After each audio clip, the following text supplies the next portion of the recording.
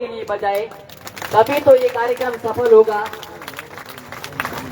जितनी तालियां बजा सके इतनी बजाना कि वो सम्मानित होने वाला बंदा भी खुश होकर जाए कि मैं इस आदिवासी मंच पे आया था और मेरा स्वागत आदिवासी भाइयों ने खूब तरीके से किया है। आपकी तालियां रुकनी नहीं चाहिए। सबसे पहले आप सभी को विश्व आदिवासी दिवस पर बहुत बहुत बधाइयां और जोहार। सम्मानित मंच,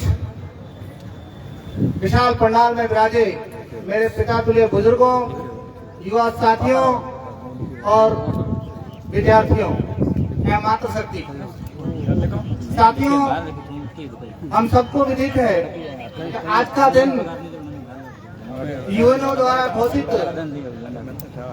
दुनिया की करीबन 70 करोड़ आबादी के लिए और 90 देशों में बसने वाली आबादी के लिए इस दिन को संरक्षित किया, इस दिन को निर्धारित किया कि आज के दिन आदिवासी लोग अपने हक और अधिकारों को विभिन्न देशों की सरकारों के सामने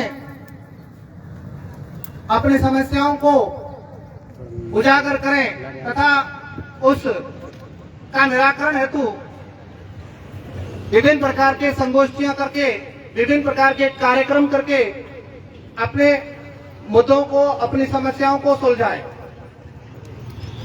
जहां तक देखा जाए तो भारत में बहुत बड़ी आबादी है आदिवासियों में, और सबसे ज्यादा अगर आदिवासियों की आबादी में सबसे अधिक एक नंबर पे आबादी है तो हमारी भीलों की है। और मुझे खुशी है कि मैं भी उस भील कुल में जन्मा और आप लोग भी लगभग सारे या इक्का दुक्का कोई भील समुदाय के अलावा हो सकता है, बाकी सारे भील समुदाय से हैं। और उस दुर्गम स्थल पर्वतीय रेगिस्तान में जहां हमेशा प्रकृति ने अपनी नाराजगी दिखाई है, फिर भी हमने प्रकृति को बचाने के लिए बहुत यत्न किए हैं। चाहे वो पेड़ पौधों की बात हो, जीव जंतुओं की बात हो, चाहे पानी की बात हो, हम सब ने इस प्रकृति के जतन के लिए समय समय पर अपने प्राणों से भी आहुति देकर इसको बचाया है। आज का समय बहुत परिवर्तन हो गया है, भौतिकवादी युग आ गया है, पुराने जमाने का समय नहीं रहा है। हम लोगों को इस समय के अनुसार अपने आप को बदलना बहुत जरूरी है।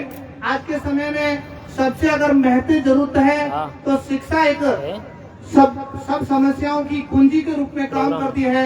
अफसोस हम लोग अपने आप को समय के साथ परिवर्तन नहीं कर पाए।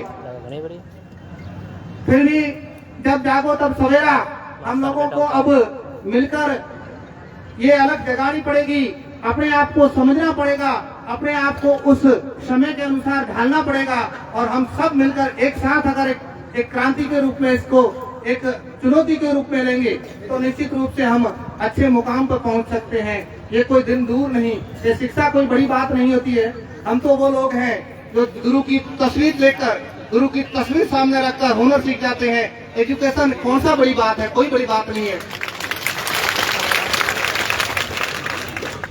एजुकेशन मेरी समझ में एजुकेशन वो एजुकेशन नहीं है जो आप कक्षा पास कर लेते हो, 10वीं 12वीं बीए ग्रेजुएशन पीजी कुछ भी कर लेते हो, वो शिक्षा नहीं है। शिक्षा वो है जो इंसान को मर्यादित, संस्कारवान और समझदार बनाए और रोजगारोन्मुखी बनाए, तो वो शिक्षा है। ऐसी शिक्षा के लिए हमें हर विद्यालय में, हर संस्था में जाना होगा, अपने बच्चे या अपनी बच्चे की शिक्षा की प्रकृति की जानकारी करनी होगी। अपने समाज के बच्चे, अपने गांव के बच्चे, अपने देश के बच्चों के लिए हम लोगों को, चाहे पढ़ा लिखा हो, चाहे अनपढ़ हो, चाहे टेक्निकल ज्ञान रखता हो या आध्यात्मिक ज्ञान रखता हो, जो भी ज्ञान रखता हो, उस व्यक्ति को विद्यालय में जाकर अपने ज्ञान भी देना चाहिए। और साथ ही साथ वहाँ पढ़ने वाले बच्चे और पढ़ाने वाले शिक्षकों के बीच में भी वार्तालाप करके उनकी समस्याओं को सुनकर उनकी समस्याओं को दूर करने की कोशिश करनी चाहिए, तभी हम लोग सफल हो पाएंगे।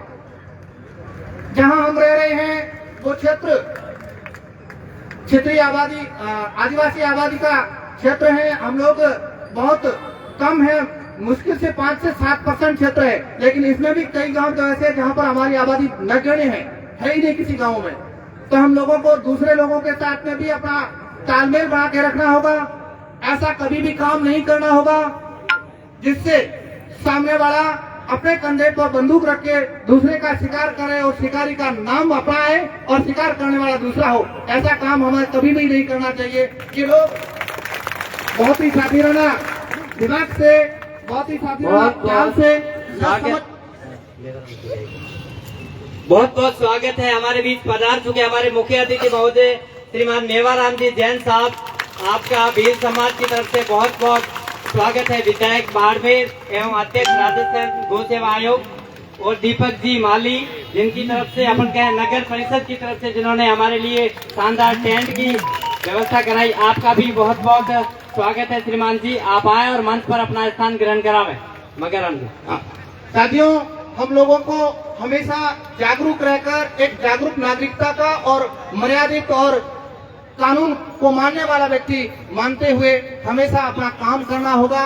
मुझे आप लोगों ने यहाँ बोलने का समय दिया, आयोजन कमेटी का, और आप लोगों ने सुना, आपके बीच में मुझे मेरी बात रखने का मौका दिया, इसके लिए बहुत बहुत धन्यवाद, आभार। जय जवाहर। समय की नजाकत को देखते हुए बहुत सारी बातें आपके बीच में करनी थी, लेकिन समय को ध्यान में रखते हुए नहीं कर पाएंगे। फिर मिलेंगे, ऐसे कार्यक्रम होते रहेंगे। हम जागरूक बन चुके हैं। अब इसको थोड़ा सा रफ्तार देने की जरूरत है। वो रफ्तार रूपी पेट्रोल हम सब मिलकर भरेंगे और बहुत अपने समाज का विकास के लिए हम सब लोग दौड़ लगाएंगे जबरदस्त। जय जोहार, जय आदिवासी।